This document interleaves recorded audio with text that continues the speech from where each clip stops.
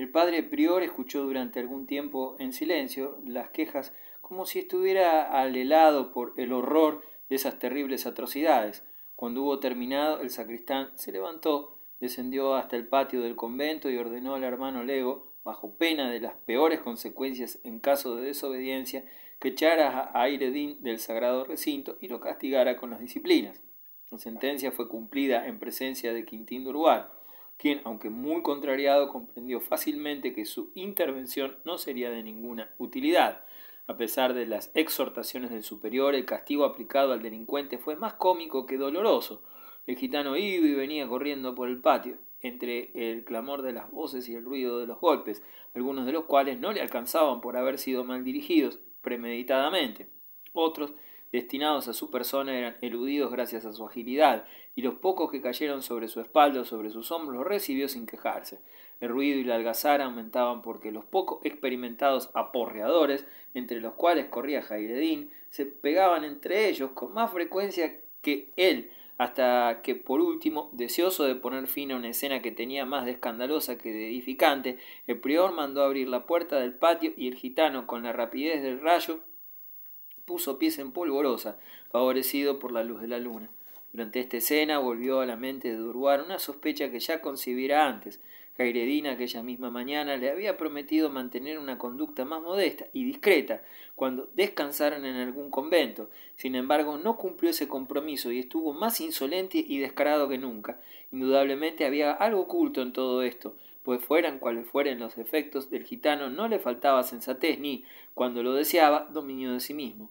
No era posible que deseara pasar alguna comunicación a su propia tribu o a alguna otra persona, y que, habiéndole sido imposible durante el día a causa de la vigilancia que Quintín mantenía sobre él, hubiese recurrido a esta estratagema para poder salir del convento. Tan pronto volvió a presentársele esta sospecha, Quintín, que estaba ya alerta ante los movimientos del guía, resolvió seguirlo y observar en secreto, de ser posible, qué hacía. En consecuencia, cuando el gitano huyó del convento, Quintín, después de explicar rápidamente al prior la necesidad de vigilar a su guía, salió en su persecución. Capítulo 17. El espía espiado. ¿Quién es ese miserable vagabundo, ese espía espiado? Quitad, no sois para esas tareas. Ben Jonson, Robin Hood. Cuando Quintín salió del convento, pudo seguir la precipitada fuga del gitano, cuya oscura silueta se recortaba a la luz de la luna, mientras subía con la velocidad de un galgo por el centro de la calle de aquella pequeña aldea, y luego sobre el prado que había más allá. Mucho corres, amigo mío, murmuró Quintín, pero deberías ser más veloz aún para escapar al pie más rápido que haya pisado jamás la tierra de Glen O'Akin.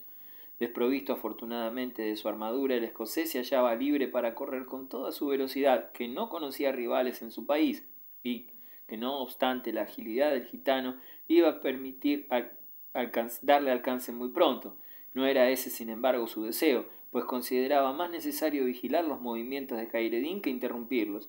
Se vio además casi obligado a proceder así ante la decisión con que el gitano continuaba su carrera. Aun después de terminado el impulso con que la había iniciado, demostraba así que tenía un objetivo determinado, enteramente distinto del que podría suponer en una persona sacada de improviso de su habitación a medianoche y obligada a buscar un nuevo hogar de reposo.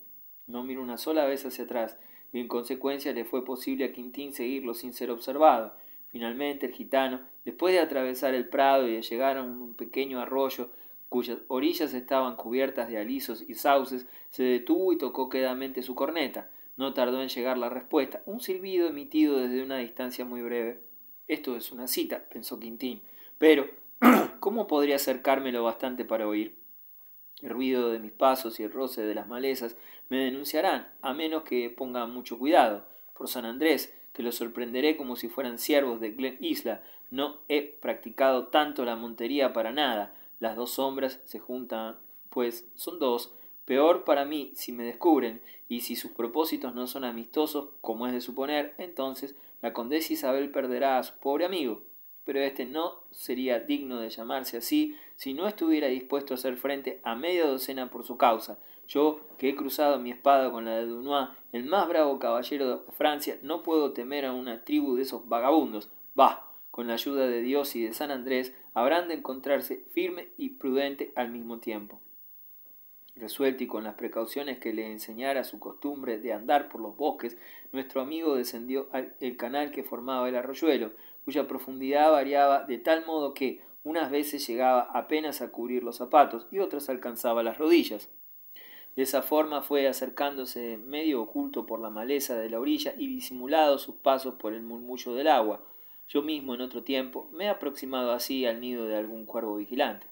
De esta manera el escocés pudo acercarse sin ser notado hasta que oyó distintamente las voces de quienes eran motivo de su observación, aunque no podía percibir sus palabras. Oculto en esos momentos por las ramas de un magnífico sauce llorón que casi besaban la superficie de las aguas, se tomó de una de las más fuertes y con esa ayuda, gracias a su extraordinaria agilidad, destreza y fuerza, pudo elevarse hasta el tronco del árbol y sentarse entre las ramas centrales sin peligro de ser descubierto. Desde allí pudo ver que la persona con quien conversaba Hayreddin era de su propia raza, pero al mismo tiempo comprobó con gran disgusto que por muy cerca que se situara no podía comprender su dialecto, que le era totalmente desconocido. Se reía mucho y como Hayreddin hizo como si se rascara, frotándose la espalda, Durbar tuvo la seguridad de que estaba contándole a su amigo la historia de la paliza que recibiera antes de escapar del convento. De repente volvió a oírse un silbido a lo lejos y acto seguido le respondió la corneta de Hayreddin con una o dos notas. Poco después hizo su aparición un hombre alto y grueso, cuyo aspecto marcial contrastaba de manera singular con el de los gitanos, de baja estatura y miembros finos. Llevaba un ancho tahalí sobre un hombro y colgaba del mismo un sable de gran tamaño. Su pantalón acanalado tenía multitud de borlas de seda o de tafetán de diversos colores, e iba sujeto con no menos de 500 agujetas a la corta chaqueta de búfalo, cuya manga derecha ostentaba, hecha en plata, una cabeza de jabalí, distintivo de su jefe. Un sombrero muy pequeño, puesto de través, dejaba escapar su cabello abundante y ensortijado, que al caer se mezclaba con su barba de no menos de 4 pulgadas de largo. Empuñaba una larga lanza, y por su equipo se adivinaba en él a uno de esos aventureros alemanes, conocidos con el nombre de lansquenetes, lanceros que formaban parte de la infantería de la época. Estos mercenarios eran feroces y amigos del pillaje, y como circulaba entre ellos la leyenda de que no se les admitía en el cielo a causa de sus pecados, ni en el infierno por su carácter revoltoso, pendenciero e insubordinado, obraban como si no aspirasen a aquel ni temieran a éste. Donner und der Blitz, dijo al llegar en una mezcla de alemán y francés que sólo podríamos imitar imperfectamente. ¿Por qué me habéis hecho perder 3 noches esperándoos? Me fue imposible veros antes, mein Herr, dijo Hayreddin muy respetuosamente. Hay un joven escocés de vista tan rápida como la de un felino que vigila mis menores movimientos, sospecha de mí y de mis confirmadas y de ver confirmadas sus sospechas me haría pasar al reino de los difuntos y se llevaría nuevamente a Francia las mujeres. Was Enker, dijo el lancero, somos 3, los atacaremos mañana mismo y nos llevaremos las mujeres sin aguardar más tiempo. Has dicho que los 2 sirvientes son cobardes. Tú y tu camarada se entenderán con ellos, y yo con ese gato montés de Escocia. Os resultará difícil, pues aparte de no contar gran cosa a nosotros en la lucha, ese mozo se ha medido con el mejor caballero de Francia, y lo hizo con honor. He estado con quienes le vieron poner en apuros al mismo Dunois. Tu cobardía te hace hablar así, repuso el alemán.